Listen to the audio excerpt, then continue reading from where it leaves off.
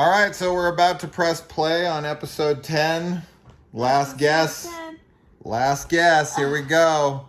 I feel like they're setting it up to be the sheriff, but I don't want it You to feel like they're setting it up to be the sheriff? I mean, they're definitely setting it up to be the sheriff. I think Chip. I think Chip is in cahoots. Although they're setting that up too. It's weird because everything seems too obvious. Yes. Where I'm just like, they're going to pull some bullshit. I know what you did last summer. Yes. Doesn't make any sense. Nonsense here. I hope. I don't know. Do I want it to be someone obvious like the sheriff?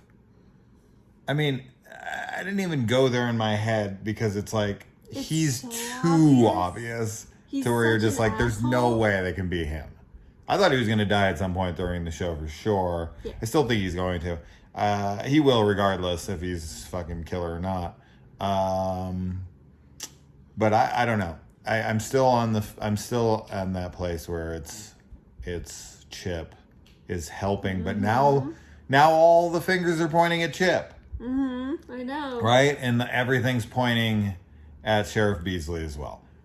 So, I mean, it's them, I guess, but that's annoying.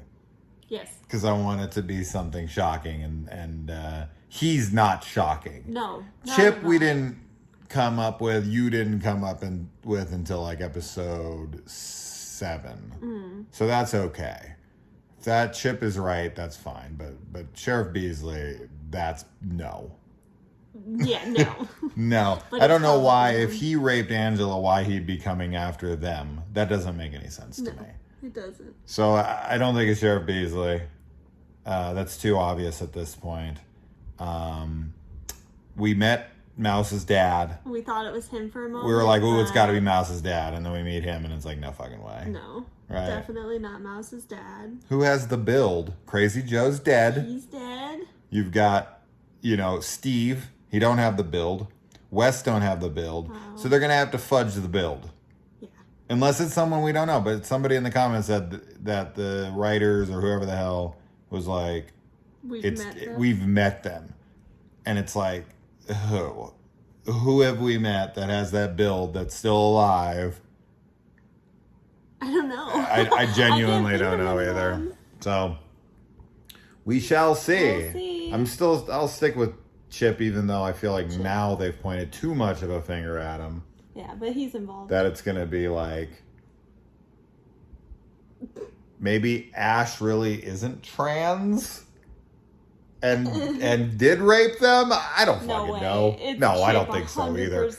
I'm just saying it's a good way to eliminate yourself as a suspect of rape if you're like, I don't have a penis, and then they're like, but I do. But I do. But I do. No, I it's have Chip. no fucking clue. 100%. Yeah, I mean, Chip is the father. Who A is IDK. That's all I have. Okay, we'll see. All right, so we have come to the end. 3 full episodes, so we didn't get to guess.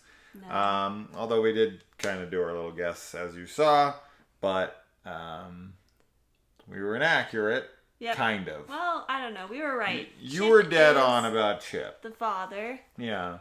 We did not guess that the principal was Angela's dad. And I guess we don't really ever truly meet Archie. No, definitely not. So they kind of lied there, right? We've never met A. But we've met A's father. So, I mean, okay. You were right about Chip. Uh-huh. And I was right that it was Angela's brother. Yeah. Right? I've been saying that for a while. So you were right about who the father was, Chip. You had that dead on. Mm-hmm. I had it dead on who A was. Mm-hmm. But I was trying to figure out who Angela's brother was. Right. I was convinced that it was Angela's brother. So that was nothing that I hadn't guessed or hadn't expected. You just thought it was going to be It was going to be somebody, and it wasn't. So he's just the masked there was killer. nobody to guess. And as far as the principal goes, there's no fucking way you could ever guess that because there's no setup to it that I can see in the show. I'd have to go back and rewatch it now. I'm not going to. No. But I would like to see just his scenes specifically to be like, is there any indication? I mean, he rejects Tabby's movie. Right. That's the only one I probably actually remember. Probably because he's like, I'm not going to allow you to air something like that happened to my daughter. Right? Yeah, I don't know. I mean, he says he wishes that the world was a better place for young women to live in, so... Okay, yeah. That, but I guess that's right. I don't remember really any other scenes with him, although I know that there are a couple others. I just can't remember what happens during them, so... It'd be interesting to rewatch those and to see if there's any hints that he's Angela's dad. Overall, I feel like I'm satisfied-ish. Satisfied enough. I think there's enough things that I like going on. As far as a reveal goes, like the principal's the dad, and that, you know, A is just some disfigured brother. That's very slashery. But the mystery feels like lackluster. Like, we're trying to figure out who it is from the cast of characters we were given. And, you know, I Know What You Did Last Summer at least went with someone we knew. So it was kind of a reveal of like, hey, you know this character you've spent a lot of time with? It's them. And even though I think it made no sense and I think it was stupid, it was at least somebody that we knew. A is not anybody we knew. No. I guessed that it was Angela's brother, but that was just obvious. Or her father. I said it was her father or brother. So I knew it was somebody in relation. I guess it was both. I guess I was right on both on that. Technically. But that's not a real guess. Like, yeah, I was right on that, but I wasn't right in the way I wanted to be, where I was going to be like, oh, her brother's this person, right? It's Wes or something. I knew it wasn't because he's too fucking young, right? And every guy in the show outside of Sheriff Beasley and potentially like Mouse's father, who we didn't know, or, you know, whoever. They're just, nobody has the build of A. They just don't. And so throughout the whole show, I'm like, Crazy Joe maybe has the build, but he's too obvious. You know, so it's kind of one of those things. So overall, the reveal of who the killers are feels, you know, anticlimactic. Yeah. It felt like a later Scream movie, like Scream 3 with the director, that kind of thing, where you're like, oh, okay, yeah, all right. I think the reveal was a bit like predictable in some ways, like you said, because we knew that it was a family. There was some family, because every horror franchise and movie likes to make the family scary. So that was like predictable and lackluster, as you said, but I think the show does a really good job at like portraying the teen drama. That all I really enjoyed, and I did enjoy like watching the girls trying to uncover what their parents, like what their mothers did, and just to figure out what was going on. So I feel like everything leading up to these 3 episodes, I was pretty invested in like the mystery. It's just that the reveal is nothing super spectacular. But I did like it a lot more than, well, I shouldn't say a lot more, but I liked it more than I Know What You Did Last Summer. Sure. For sure. The reveal part. I liked the show overall much better than I Know What You Did Last Summer. Yeah, man. I Know What You Did Last Summer. The reveal to us just does not add up. Not with at what all. We saw. At least with this one, like it makes sense. Complete sense. So, yeah. It makes sense, and that's fine. I don't know, but let's jump into the episodes. So episode 8, Bad Blood. We've got confirmation that Imogen's baby was a product of rape, and you know you were dead on about Chip, probably episode 7, I think the last episode, or at least the episode before. I don't remember which one, but 6 or 7 is when you finally came up with it. You said you maybe had been thinking about that for a little while. Yes, since the Psycho reshoot.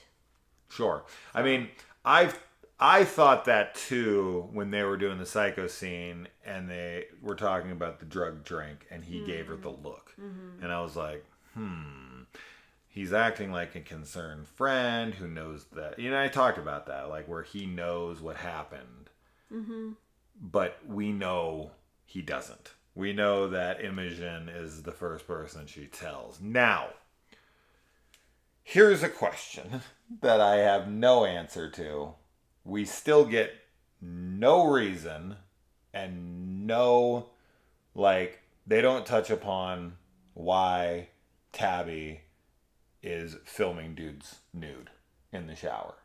There was no birthmark. No. There was no tattoo. I know. There was no anything. That ended up being nothing. Locker room talk? That's what she was looking for? I raped that girl from the party. I guess. That's what she was looking for? I think so, because I do think it's still related to her finding out who raped her. But how? It must be what they were saying, because they're, like you said. She didn't need to film them in the shower. No, she would have filmed them in the locker. Why did she put it specifically on the shower? No, I have no idea. But you're right. There's no mention of, there was some mark on his body or whatever. Some dude who's going to walk into the bathroom or walk into the shower and just start jacking off. And be like, oh my God, this is like that time I raped those 2 girls. This is like that time. But not as good. Not as good. Because I'm a rapist. I don't get it. I don't understand why film them nude in the showers. I don't know. It's you're just trying to catch locker room talk, and guys don't usually go around bragging that they date rape chicks. That's even no matter how horrible you are, you don't usually go out and admit to that in public. I mean, I would think not, considering it's a crime. Yeah. You normally don't talk about your crimes willy-nilly. Especially when your crimes involve your willy. I mean, that was cute. I mean, there are some people, right? There's fucking people who, that chick who got the guy stuck in her windshield and then parked him in the garage for the night and, let him fucking sit in her windshield for a while. They made a whole movie on it called Stuck. Oh my God, I don't know. Mina Savari. Hey, yeah, it's a case where a guy got fucking hit by a car and he got stuck in the windshield, and she just drove home and fucking put him in the garage and then just left and went to a party and fucking started talking about it with people there, and then they called the police on her and the cops fucking showed up and arrested her. Oh my God. And it's some people are morons. Some people do go out and just say what they've done to random people. I mean, that's fair. Filming them naked, I don't get it at all. Yeah, I don't know. I don't think it makes much sense, but that's okay. We'll just have to overlook it, because otherwise...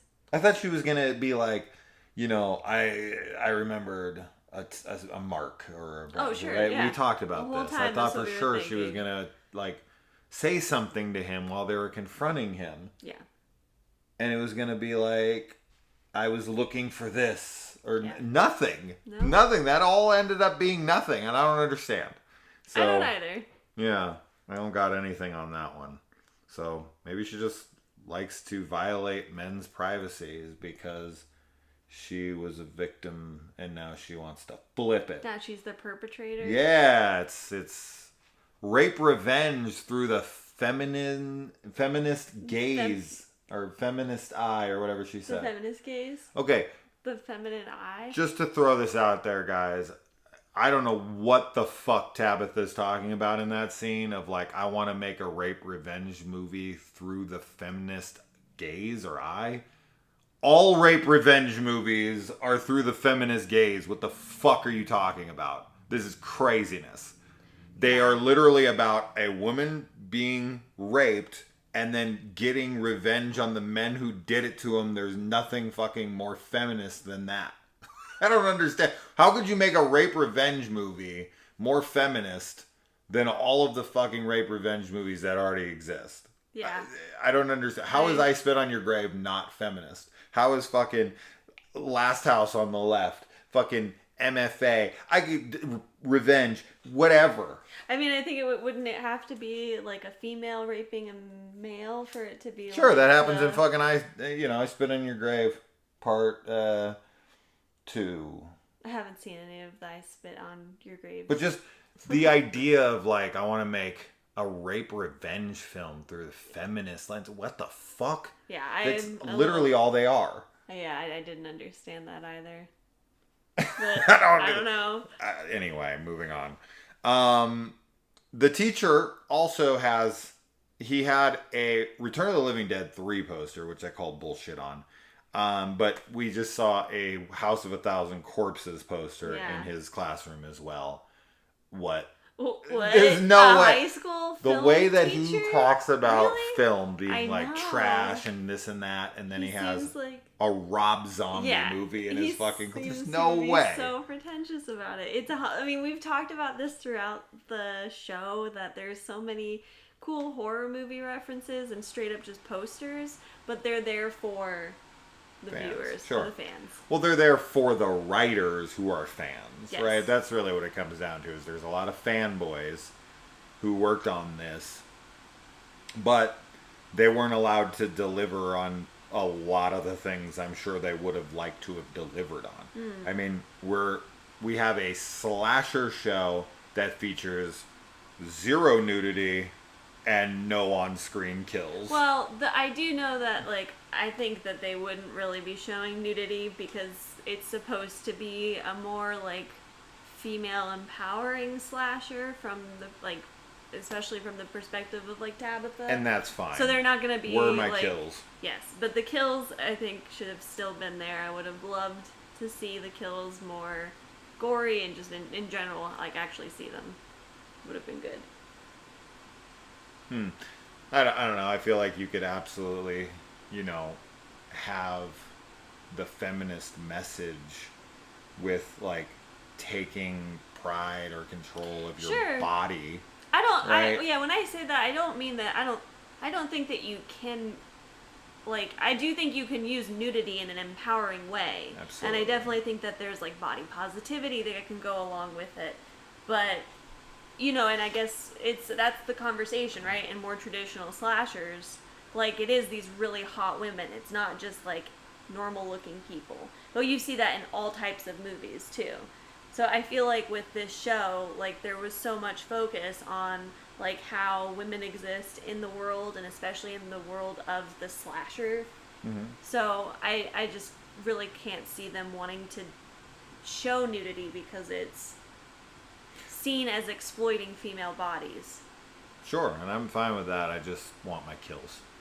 I agree. I want to see people die. I want my kills. They also have a Thanksgiving 1 and a Thanksgiving 3 poster up at the movie theater.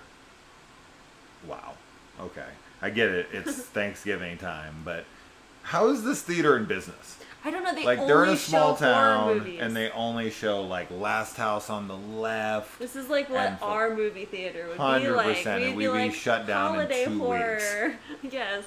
Nobody, like, there's so many horror fans apparently in this town. So many. But, I mean, it makes sense because everyone, like, they're in this second to last episode and the last episode, there's a couple bits where they're like, what's your favorite dance movie? And then all these kids name, bullshit. Like, movies I've never heard of. Yeah.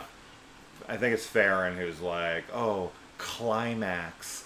The fucking choreography is insane. Bullshit. High school students are watching fucking Climax. There's just no... And even if they are watching and saying it's their favorite dance movie, bullshit. But this is writer nonsense. In this universe, everyone in this town is a movie buff. But no, okay. That doesn't work, though, because Tabitha is the movie nerd that everyone keeps being like, oh my god, Tabitha, why are you always talking about movies? Yeah. And who knows about your obscure bullshit? Oh, but by the way, I watched Climax last night. Get the fuck out of here. That chick is not watching Climax. I would have bought Black Swan from Farron that would actually make sense because she's dancing the Black Swan, and it is regarded as a really great horror or psychological thriller or whatever you want to call it. So Black Swan would actually make sense. The climax is ridiculous. Just when she said that, I was like, get the fuck out of here. But this happens throughout the whole show. Yeah. Where these kids are talking about these movies that I'm just like, you guys don't watch these movies. I talk to kids this age. I do their hair, and they have no idea what the fuck I'm talking about 100% of the time when I talk to them about movies, unless it's like a Marvel movie. Sure. Or something super modern and super popular. But outside of that, forget it.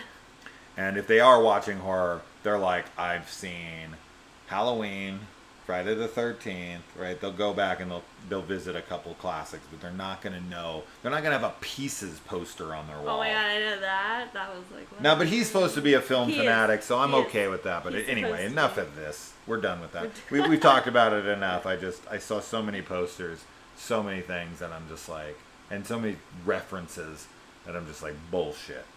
But whatever. Well, it's fantasy, and these people want to believe that this is what their high school was like. Right? Everybody's Randy from Scream. Yeah. And it just ain't the case. All right. All of a sudden, Kelly's friends with the girls again.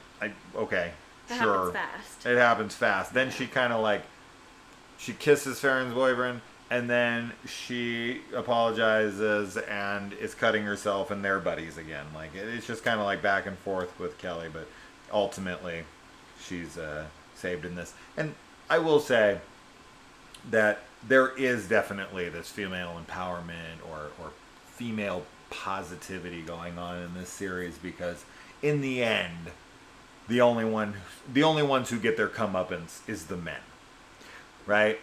You got Sheriff Beasley who gets killed.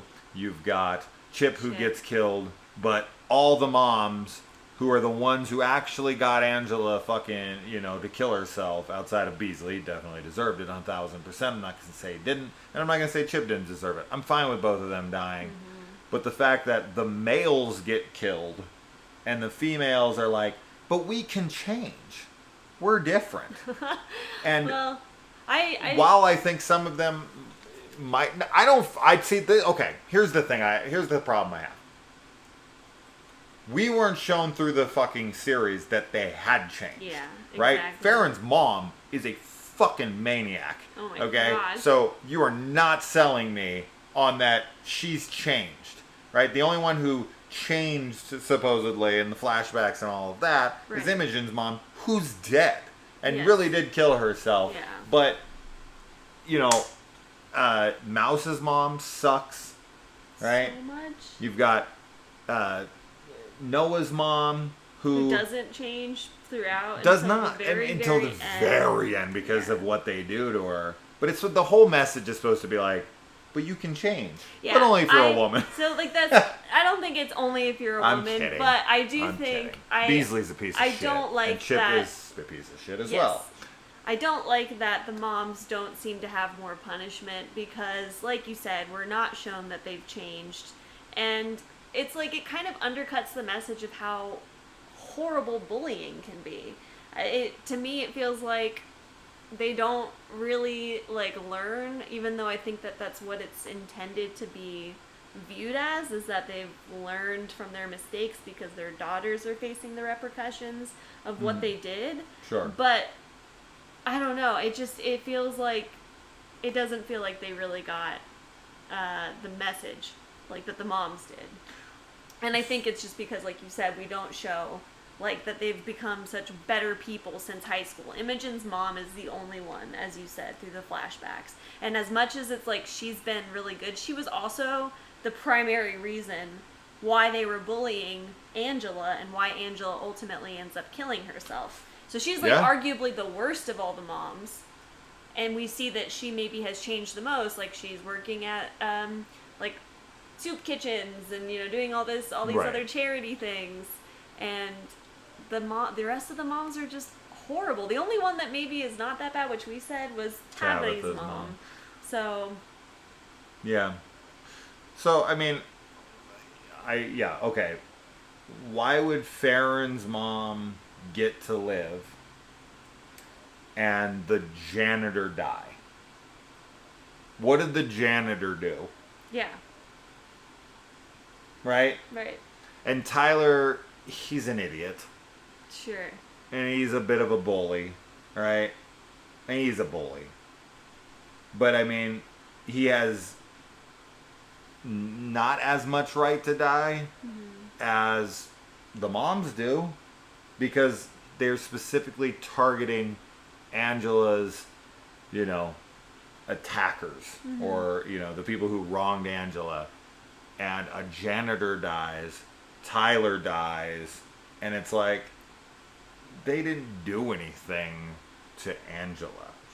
The one scene that does make sense is when Imogen and Tabitha are confronting Chip. A comes out and they're like, he did what, you know, was done to Angela. Go get him. And he goes after him. That I like. Because that actually adds up and he wants something to do. But killing the janitor? For what?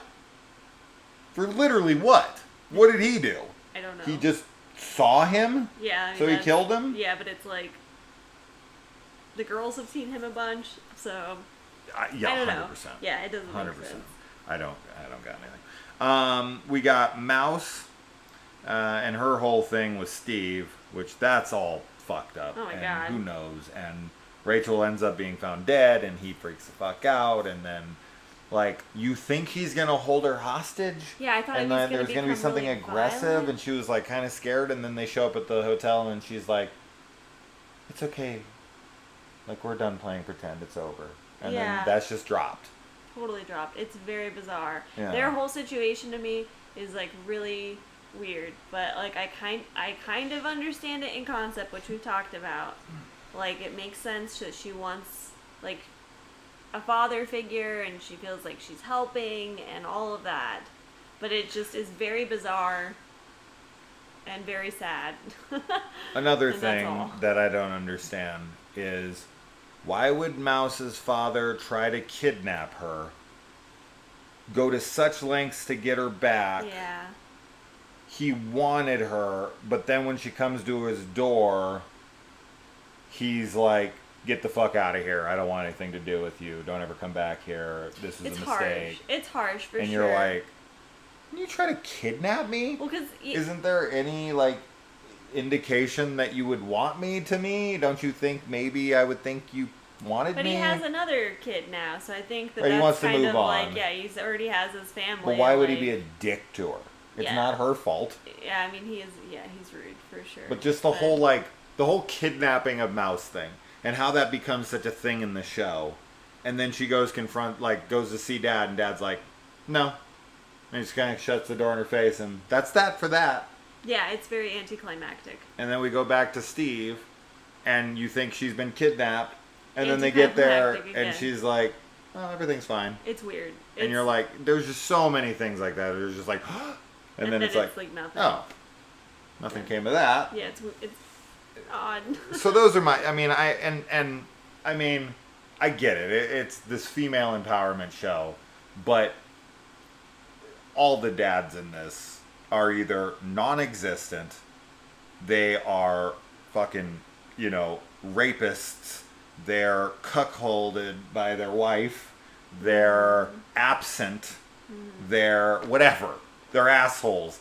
Like, dads don't stand a chance in this fucking, or they're fucking serial killers who are trying to get revenge. I think right? all like, the parents all the just dads suck in general. The moms suck, the dads suck. Sure, but the moms are around. Yeah, but and portrayed in a better light than the fathers. I mean, I don't feel like they're portrayed in a very good light, but I see what you mean. Tabitha's mom? Tabitha's mom is like my one exception, only because she tries. Okay. But the rest of them don't. You're right. The parents are shitty, but the dads are just non-existent. Yeah. It's definitely more female-centric. Farron's dad is a good guy. Oh, absolutely. He's just cuckold.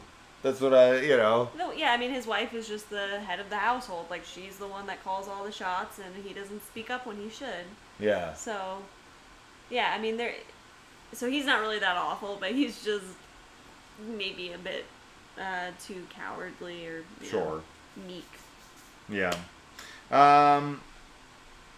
Kelly's whole thing going on here with like trying to, I don't know why she kissed freaking Farron's boyfriend, but her being with Greg and making him call her Karen was like, I get it. She's emotionally traumatized. Yeah. She wants to be Karen because of her father.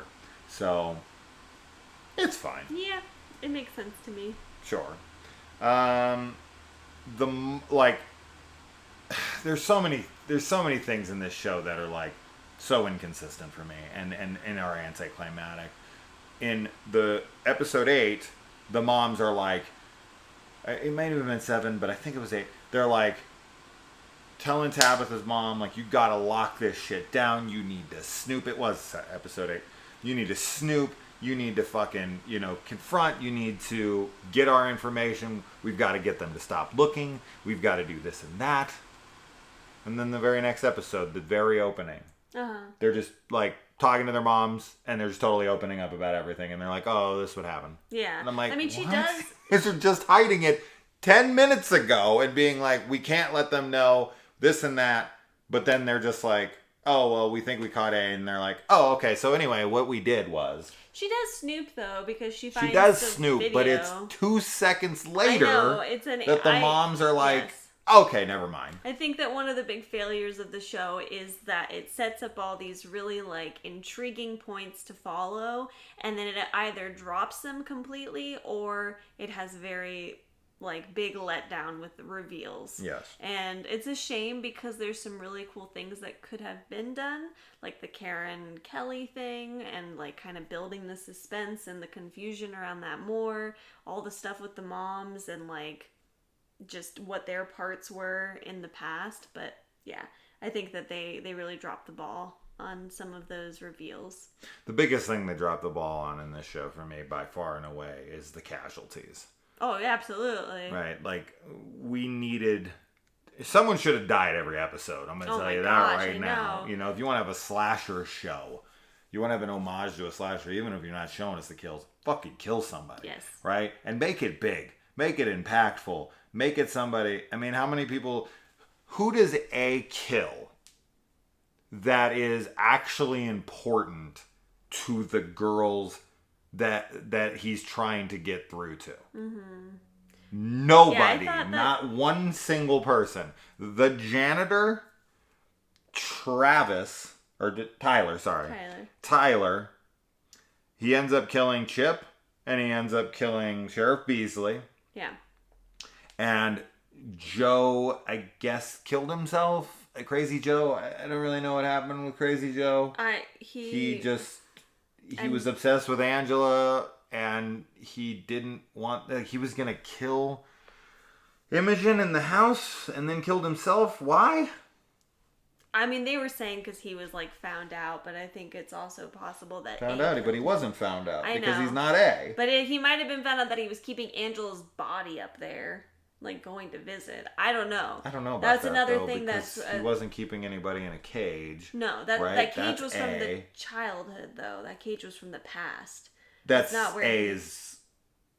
That's where A was growing up. He was in there with crayons. But that's another example. I feel like the whole his Joe mask was arc on the wall. Exactly. So he was hanging out there. But I think the whole Joe arc and everything with that is confusing and doesn't make a whole lot of sense.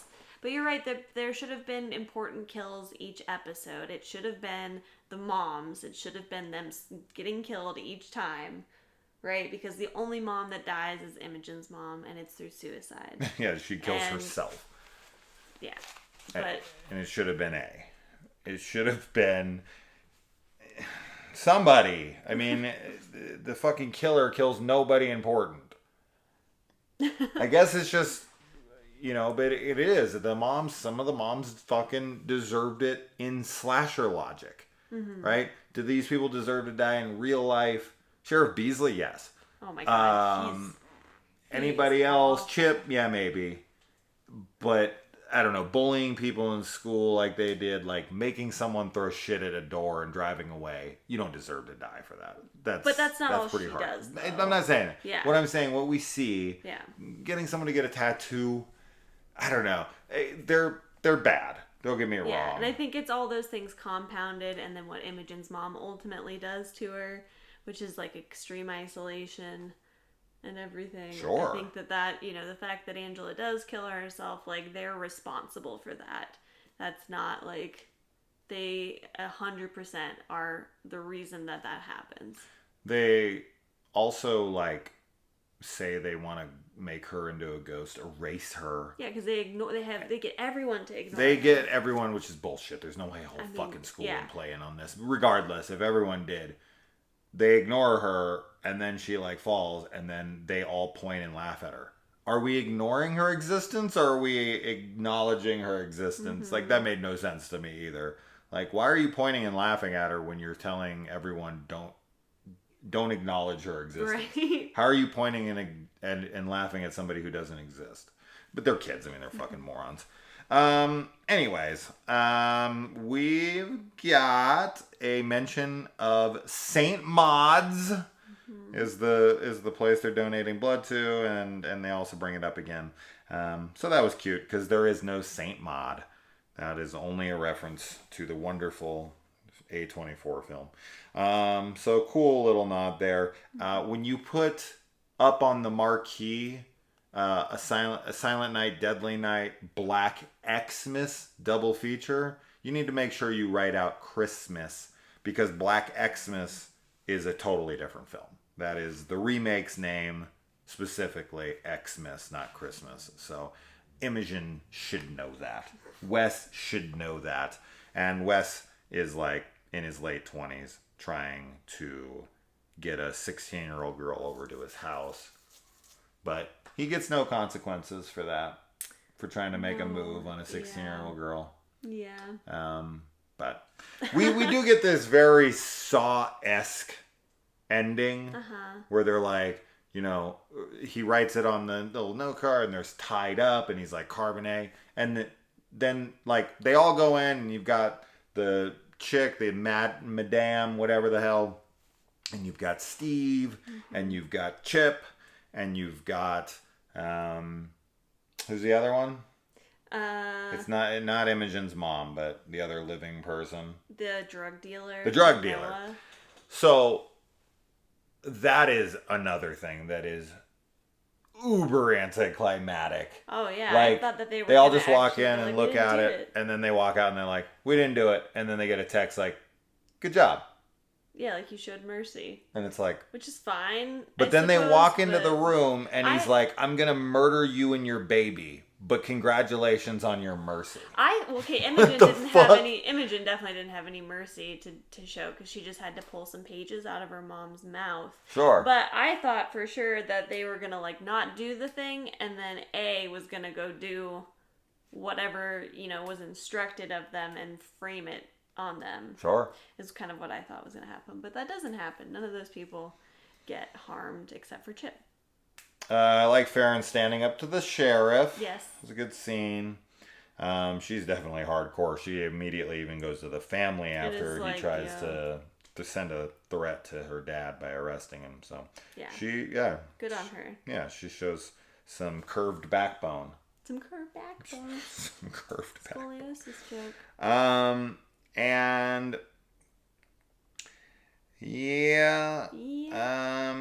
Imogen's mom's body, has the diary pages in it, and she finds out. Just erase her. That's it.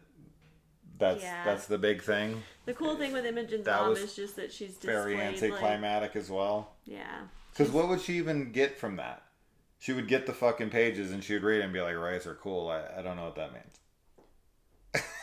Like, you would read that without context and be like, okay, and? Yeah, I think she's just traumatized from pulling the pages out of her mouth. But I was going to say that she's displayed like Judith Myers. Yes. Which is really cool. Or like the Halloween scene with Judith Myers' tombstone. So I liked that.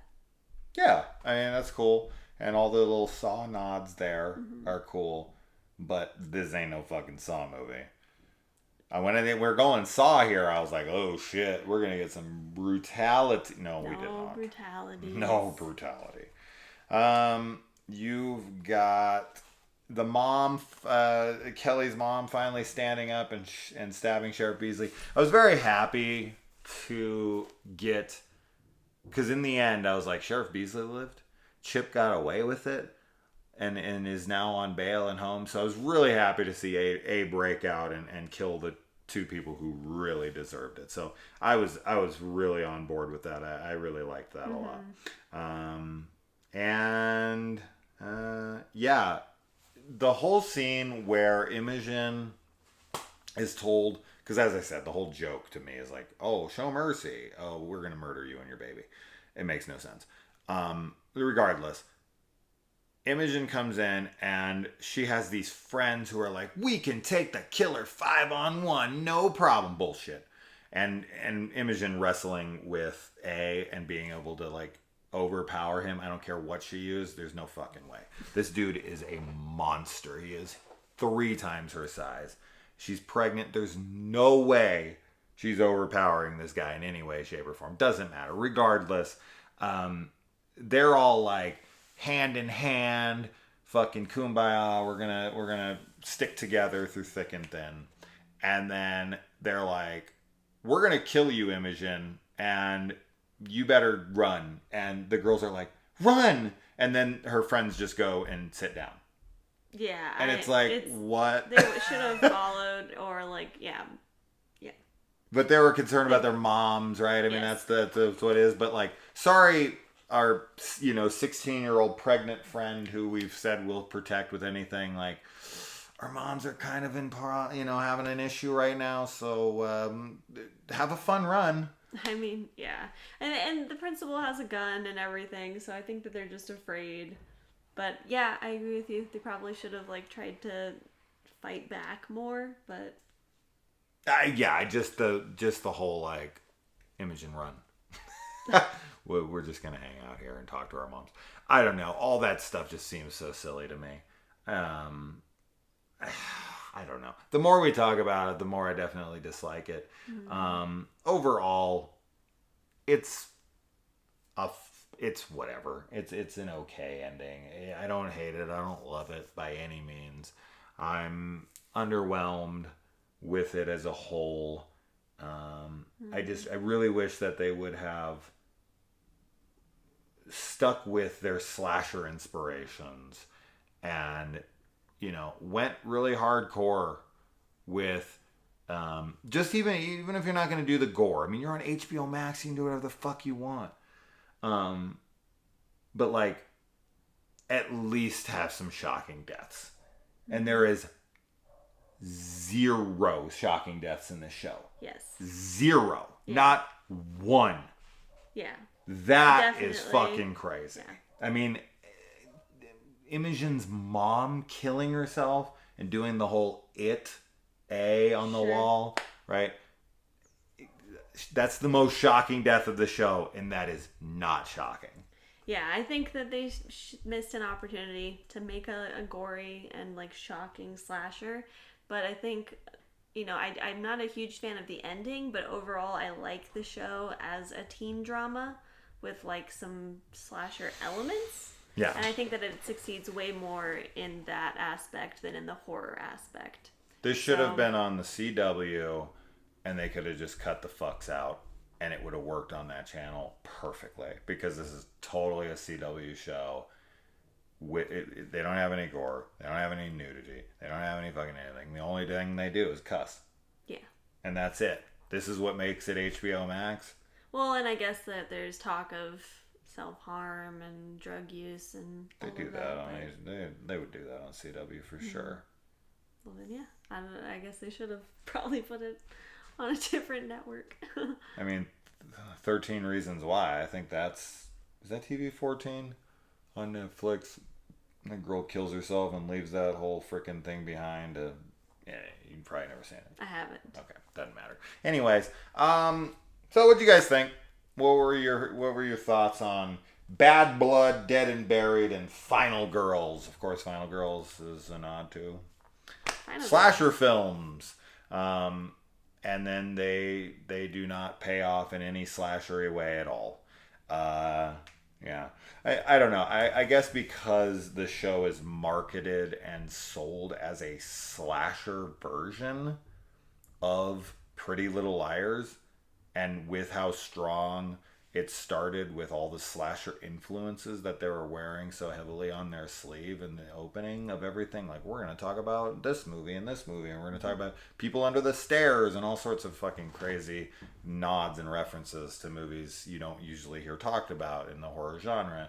I was just like, oh, this is going to be a love letter to slasher films, and these guys are going to have a lot of fun. We're going to get a lot of shocking deaths. There's going to be some wild twists and turns. Mm-hmm. And it really just kind of ends up being a typical teen drama with some slasher influences, but the influences are only in like cultural references. Yes. As opposed to actually,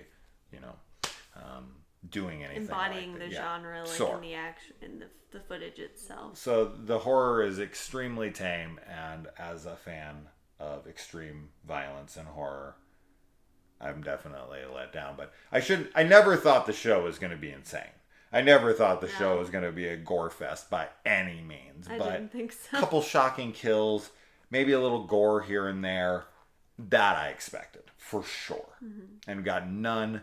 The reveal is The motives are expected. The climax of a lot of different plot threads are either completely ignored, are super lackluster, or whatever. I don't know. Yeah. But you like the teen drama, so you're more into it than I am.